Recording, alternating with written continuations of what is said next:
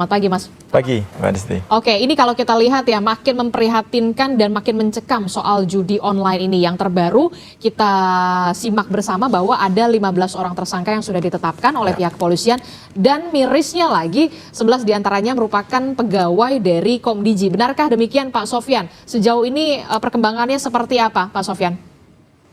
Iya, kami konfirmasi memang ada beberapa sejumlah orang yang ditangkap oleh Polda Metro Jaya adalah benar pegawai dari Komdiji. Demikian, Pak. Itu pegawai tetap atau pekerja lepas? Karena ada informasi sebenarnya ada salah satu orang bernama AK, ini tidak memenuhi seleksi, tapi kok bisa kerja di Komdiji? Bagian teknis lagi yang ditetapkan jadi tersangka salah satunya.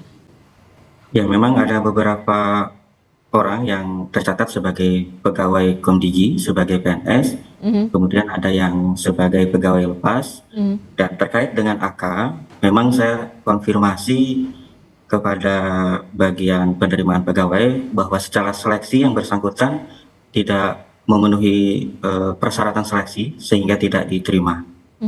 Demikian. Tidak memenuhi persyaratan seleksi tapi kemudian bisa bekerja di Komdiji.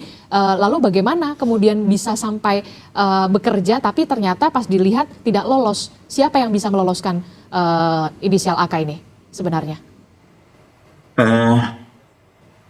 Seperti ini, Mbak Disti. Saya sendiri kan sebagai pelaksana tugas dari Direktur Pengendalian Aplikasi Informatika, ditunjuk semenjak akhir September 2024. Nah, proses tersebut terjadi sebelum saya menjadi PLT Direktur Pengendalian Aplikasi.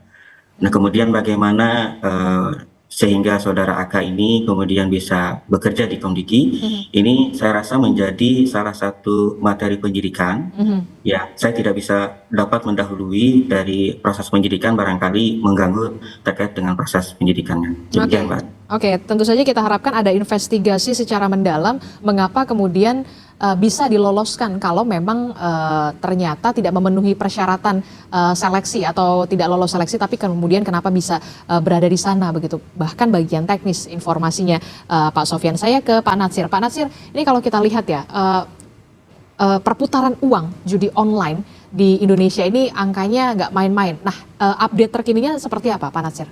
Ya, sampai di semester pertama tahun 2024 itu udah lebih dari 100 triliun ya perputaran dari judi online yang ada. Dan ini sangat meresahkan karena 80% diantaranya itu adalah masyarakat kita yang berpenghasilan rendah yang ikut bermain.